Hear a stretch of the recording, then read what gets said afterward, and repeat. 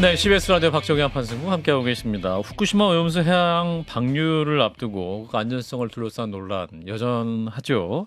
어제 출국했습니다. 21명으로 구성된 오염수 우리 정부의 시찰단 역할에 대해서도 과연 실효성이 있을 것이냐 또 감론을 박 있기도 한데요. 그동안 저희 방송에서는 그 방류의 위험성을 경고하는 또 전문가의 진단을 들었다면 오늘은 좀 다른 관점의 전문가 말씀 듣겠습니다. 경희대학교 원자력공학과의 정재학 교수를 모셨습니다. 교수님 어서 오십시오. 예, 반갑습니다. 네, 두 분 함께 인사 나눠주시죠. 네, 안녕하세요. 안녕하십니까. 자, 일단은 최근에 가장 논란이 됐던 게 그 웨이드 앨리슨 영국 옥스퍼드 대학교 명예 교수님이 오염수 1리터 있으면 난 마실 수 있다. 그 자연 상태의 80%밖에 방사선 수치가 오르지 않는다. 이런 주장을 해가지고 과연 정말 마실 수 있다면 일본이 마실 수 있지 않겠느냐 이런 말씀도 많이 하던데 교수님 어떤 말이 진실입니까? 일단은 해당 그 앨리슨 교수님이 평가하실 때 사용한 변수라든지 이런 부분들이 정확하게 좀 나와 있지 않아서 아하. 그대로 검증하기는 어렵습니다만 예. 크게 두 가지로 한번 계산을 해봤습니다. 하나는 희석되기 전에 가장 높은 수준의 삼중소를 함유한 오염수, 그리고 또 하나는 희석 후에 지금 목표로 하는 1,500베크렐/리터라는 농도를 가지고 계산을 해봤는데 예. 예를 들어서 가장 높은 농도를 가지고 1리터를 마시게 되면 1년 동안 저희가 법적으로 허용되는 그 선량 한도라는 영양에 대한 제한치가 있습니다. 그 기준치의 한 1% 정도 되는 수준이에요. 그리고 자연적으로 우리가 받을 수 있는 선량은 그 법적인 선량 제한치 한 3배 정도가 일반적으로 우리가 아무것도 하지 않아도 자연적으로 피폭을 받는다라고 알려져 있습니다. 예. 그래서 그 숫자로만 보면은 사소하다라고 볼 수도 있는데 실제로 우리는 그거보다 더 타이트하게 더 강하게 규제를 하기 때문에 예. 실제로 일본 같은 경우에도 그 아까 1밀리시버트라는 기준 대비해서 한 5% 정도 수준으로 관리를 하는 거죠. 그래서 제가 대충 계산을 하면 5리터 정도를 마시게 되면 일본에서 얘기하는 관리 수준 정도에 도달하게 되고요. 그러니까 처리하지 않은 물을 마셨을 충분히 희석하지 않은 물을 마셨을 경우에는 그렇고 희석을 하는 경우에 목표치에 도달한다라고 하면 1년 동안 우리가 뭐 매일 1리터씩 마신다고 해도 우리가 관리하는 수준의 한 1% 정도 수준이라고 평가를 할 수가 있습니다. 그래서 절대적 영향을 보면 그게 우리가 수용 가능하지 못할 만큼 그렇게 큰 영향은 아니다라고 숫자상으로 판단할 수 있는데 한 가지 조심스러운 거는 이 물을 사실은 일본에서도 강물에 배출하는 게 아니라 바다에 방출하기 때문에 실제로 먹지는 않죠. 그리고 그 경로를 우리가 고려하지는 않기 때문에 마실 수 있다라는 표현은 약간 오해의 소지가 있어서 굉장히 조심해야 되는 표현인 것 같습니다. 예. 근데 이제 웨이드 앨리슨 교수님이 이제 옥스퍼드 대학 교수고 국민의힘에서 이제 방사선 핵물리학 권위자라고 이제 말씀하잖아요. 이분이 그럼 실제로 학계에서도 위상이 높은 분은 맞는 거죠? 뭐 저 같은 분야를 하는 분은 아니긴 하지만 굉장히 오랫동안 그 분야 일을 해오셨고 나름대로의 개인적인 철학을 갖고 계신 분으로 이해를 합니다. 철학, 예, 과학이 아니고 철학입니까? 사람들마다 생각이 다를 수가 있어서 생각이 다를 수가 꼭 있다. 어느 한 분의 말씀만 옳은 것이 아니고 여러 가지 다양한 시각이 있을 수 있고 그 중에 한 시각이라고 저는 이해를 하고 있습니다. 아까 이제 관리 가능한 수준이다 이렇게 말씀 주셨는데, 그러면 이제 건강에 위험하지 않은 수준은 맞다? 예를 들면 정부에서 공식적으로 아까 말씀드린 대로 제한하는 기준이 있습니다. 그게 1밀리시버트라는 값인데 그 정부에서는 그 밑에 해당하는 값에 대해서는 사실은 굳이 개입할 필요가 없는 거죠. 그렇지만 이제 사람들이 느끼는 거는 우리가 예를 들어서 먹는 물의 나배 제한치가 약 농도로 보면 약 0.01 ppm 정도 되는데 법적으로는 그게 이제 규제 제한치지만 넘어가게 되면 음용수를 못 쓰게 하지만 일반인들을 보면 뭐 그거의 한 10분의 1이나 100분의 1이라고 하더라도 불검출되지 않았다라고 하면 마시지 않는 사람들도 있거든요. 그래서 그런 부분들은 선택의 문제인 거고 제가 말씀드리는 건 법적인 어떤 정부의 개입이 필요한 수준이라고 보기에는 지금의 그 일본이 계획하고 있는 그 목표가 달성된다라고 하면 정부의 개입 수준보다는 굉장히 낮은 수준의 농도 또 영향을 줄 것이다라고 이야기를 할 수가 있습니다. 네, 김정일 교수님, 저는 궁금한 게 이거는 과학에 해당하는 부분 아니겠습니까? 네. 근데 왜 그렇게 전문가들의 입장이 다르시죠? 어떤 분들은 얘기 들어보면 정말 큰일 날 그런 짓을 하고 있다 일본이 이렇게 말씀을 하시는 분들도 계시고, 그다음에 어떤 지금 교수님 말씀 들어보면 그 앨리슨 교수 말처럼 그거 뭐 희석해서 먹으면 뭐 자연 방사선 수치하고 별로 큰 문제도 없고 이렇게 얘기하시는 분들도 있고, 더구나 그 얘기를 들어보면 지금 이것을 바다에 방류해서 1년 뒤 혹은 4, 5년 뒤에 돌아서 지금 우리한테 돌아온다 그러는데 그럼에도 불구하고 무슨 그 수산물이라든가 어패류라든가 이런데 굉장한 방사능 오염이 있을 것처럼 그렇게 주장하는 분들이 많이 계시단 말이에요. 뭐가 진실이에요? 왜 이게 과학자들 사이에서 합의된 결론이 내려지지 않는 겁니까? 저는 굉장히 이제 그 복잡한 문제라고 생각이 들고요. 과학적이라는 부분을 뜯어보면 이렇게 또 해석하시는 분들이 있어요. 제한치를 만족하면 무조건 할 수 있다. 근데 저는 그렇게 생각하지는 않습니다. 그러니까 기술적으로도 타당해야 되고 거기에 이제 저희가 동시에 생각해야 되는 것이 사회적으로도 수용 가능한 대안들을 마련을 해야 되는데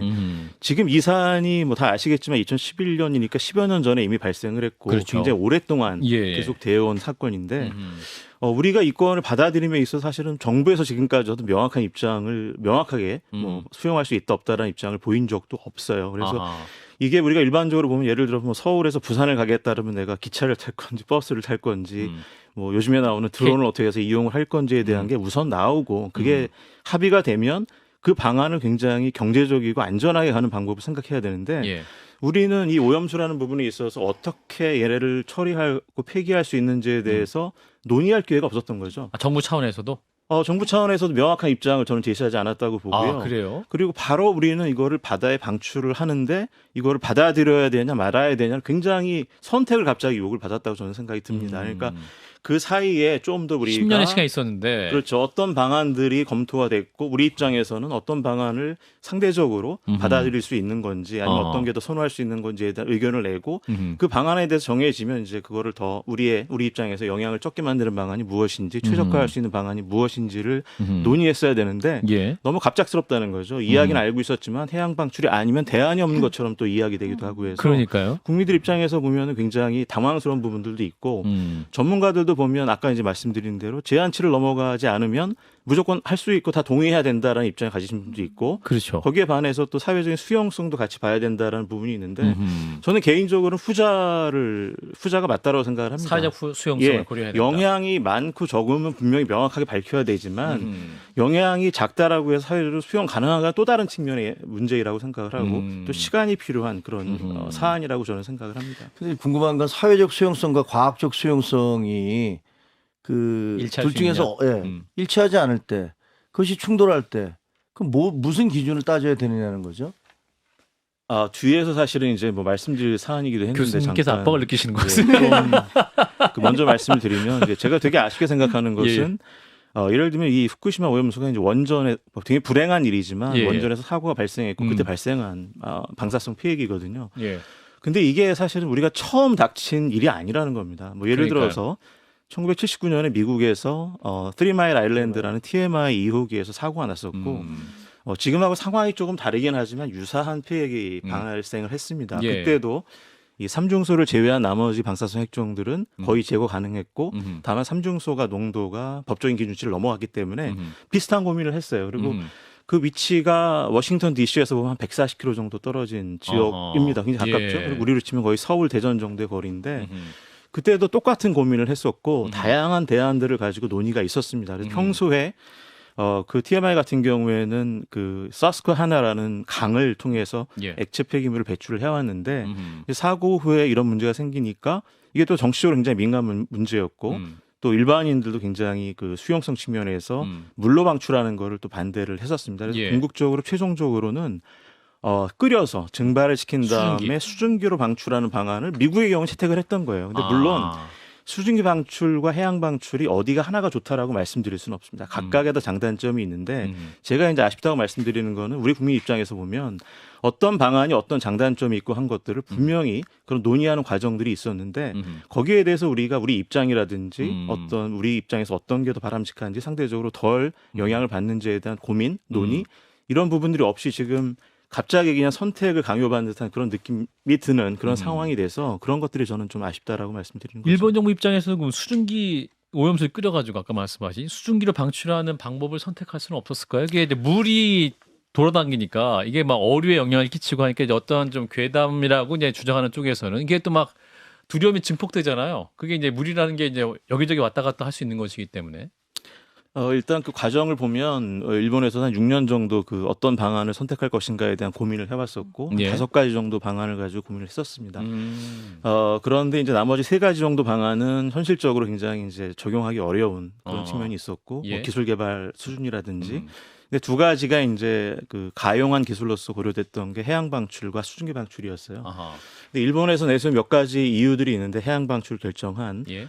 첫 번째는 그러니까 영향을 계산해봤더니 수증기 방출이 해양 방출보다 영향이 한 10배 정도 이상 큰 것으로 나왔습니다. 공기 중에 더 많이 나간다. 영향이 크다라는 영향이 거죠. 크다. 예, 그 경로로 배출을 할 경우에 이제 일본에서 평가한 결과가 그렇습니다. 그래서 그게 한 가지 이유가 있고 또 두 번째는 방출하고 난 다음에 해양 방출할 경우에는 해류를 타고 이동을 하니까 우리가 감시하기가 편하다는 거죠. 근데 이제 대기 중으로 방출하면 뭐 사방으로 퍼질 수가 있으니까 감시하기 어렵다라는 게 또 일본 측의 주장이었고 예. 또 그런 증발 기술이라는 것이 우리나라를 포함한 미국 원전들에서는 많이 이용을 해왔던 기술이지만 일본에서는 사용한 적이 없었던 기술이라는 아하. 한계가 있었고요. 예.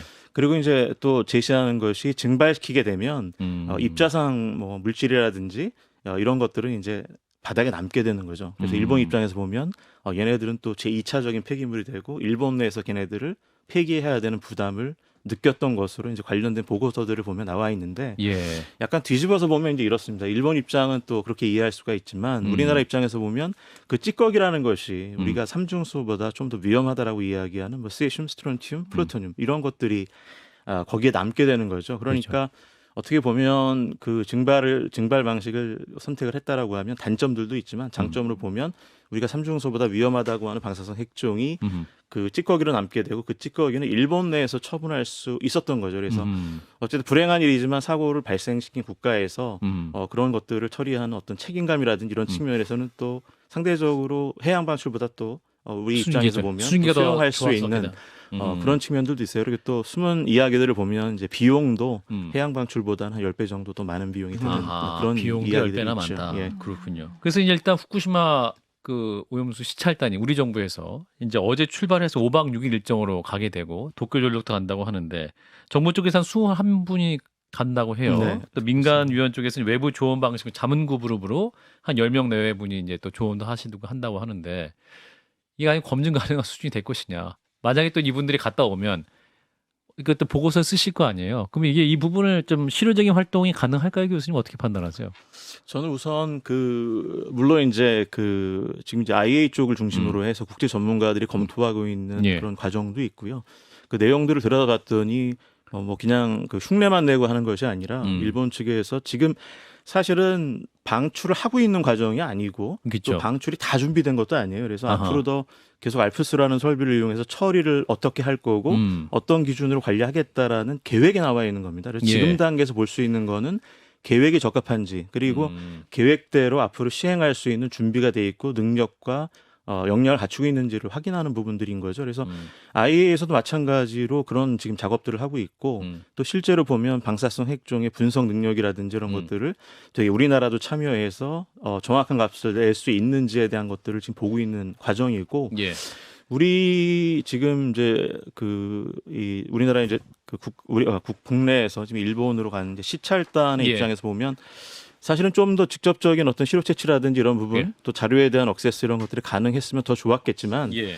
제가 보기엔 지금 제한된 상황 내에서도 예를 들면 지금 국내에서는 일본이 웹사이트에 공개한 자료 위주로 이제 검토를 한다면 현장에 가면 이제 소위 말하는 로 데이터라고 불리는 현장 데이터들이 있습니다. 그 데이터를 보면 전문가들이 이제 가기 때문에 예를 예. 들어서 알프스 전단과 후단의 방사성 핵종의 농도의 비율이라든지 또 그 희석하는 희석 시설의 어떤 설계라든지 또 시운전한 결과물들 이런 것들을 또 보게 되고 실제 현장에서의 탱크에 들어있는 또 환경 실효에 대한 방사성 핵종 분석 결과라든지 품질 보증 체계들을 보게 되면 그 계획이 적합한지에 대한 판단을 하는데 상당히 도움이 되는 그런 결과를 저는 얻을 수 있다고 생각을 합니다. 그래서 완전히 뭐 시찰단이기 때문에 전혀 의미가 없다 이렇게 보지는 않습니다.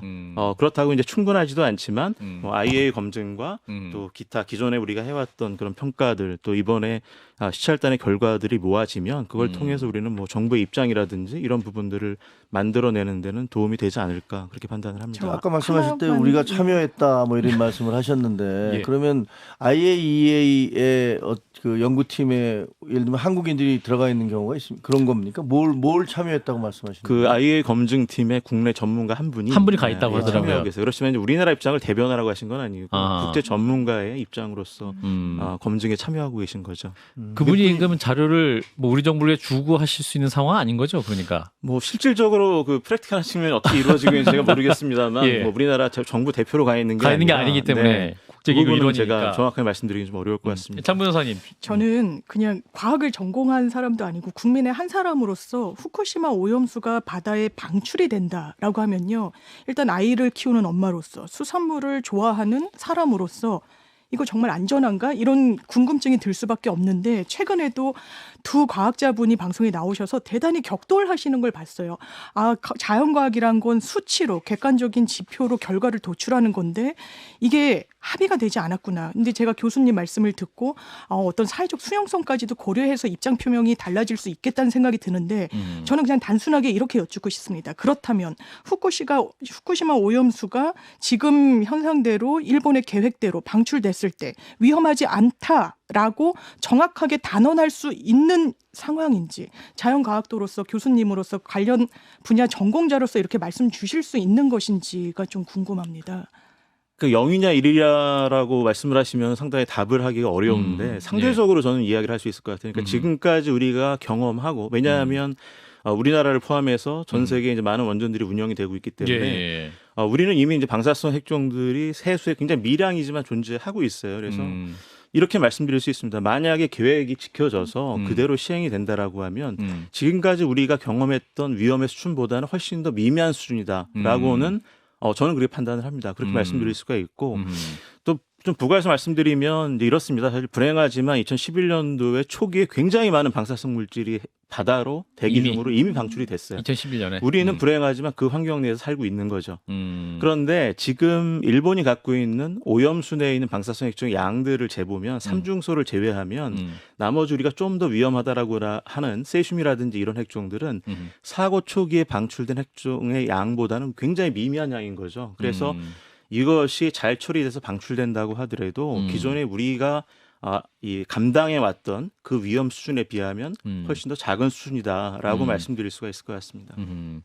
그래서 이제 해양 방류 위험성 과장됐다고 주장하시는 분들은 IAEA 쪽에서는 뭐 적극적으로 반대 안 하고 있지 않냐, 미국도 반대하지 않고 있지 않냐 이렇게 또 주장을 하고 있고, 근데 오히려 또 미국은 오히려 일본에게 과거 핵무기를 쓴 적도 있기 때문에 오히려 그 가해자 입장에서 좀 조용하고 있는 것이다 이런 말을 하는 사람도 있어요.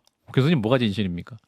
제가 보기엔 아까 이제 말씀드린 대로 미국의 경우에도 과거에 이제 TMI 2호기 사고를 통해서 유사한 경험을 사실 했었었고 그때도 이제 대기 방출을 선택을 했지만 그 위치가 캐나다 국경까지 거리로 한 400~500km 정도 떨어진 그러니까 약간은 국제적인 이슈도 있었던 겁니다. 물론 뭐 강으로 방출하면 결국은 바다로 가서 북대서양 쪽으로 방출이 돼서 또 다른 뭐 이야기가 있었겠지만 그래서 그게 뭐 어떤 국제 정치학적인 어떤 이런 부분들은 제가 이제 말씀드릴 수 있는 사항은 아니고 제 생각은 이렇습니다.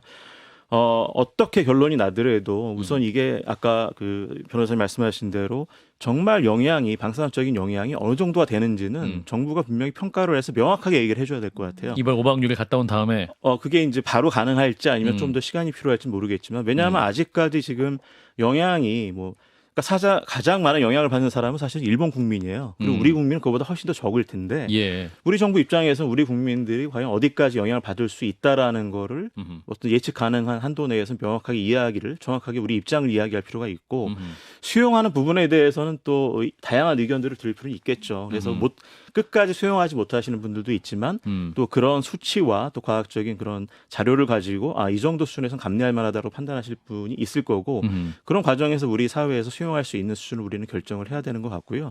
그럼에도 불구하고 기준치 대비해서는 상당히 미미하다고 하더라도 아까 말씀드린 대로 제한치보다 굉장히 적은 비율의 어떤 위험이 있다고 하더라도 받아들이지 않으려고 하시는 분들이 있습니다. 그래서 우리가 이미 경험을 한 게 뭐냐면 후쿠시마 사고 직후에 국내 수산물의 소비량이 줄었고 수출량이 줄었습니다. 그래서 일본에서 굉장히 미미한 양으로 방출을 한다고 하더라도 우리 국민들이 느끼는 인재 위험에 의해서 많은 또 적지 않은 사람들은 아마 수산물 소비를 줄일 거예요. 그러면 어민들은 또 피해를 입게 되고 수산물 수출하시는 분들은 우리 산업계 피해를 입는 거죠. 일본에서는 이러한 피해를 어떤 과학적 그 이 방사선학적인 피해라기보다는 풍평 피해라는 용어로 부르고 있고, 아하. 그러니까 실질적인 위험보다는 느끼는 위험 때문에 생기는 피해라고 이제 말씀드릴 수가 있는 거죠. 그래서 예. 우리 사회도 아마 그런 경우 만약에 해양 방출하게 되면 그런 피해가 발생할 거고, 뭐 이미 정부에서는 거기에 따른 예산들을 편성을 해두고 있는 것으로 알고 있는데, 예.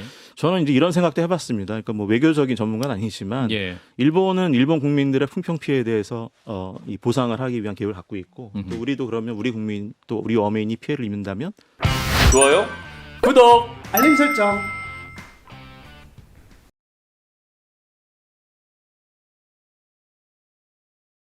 교수님. 네, 고맙습니다.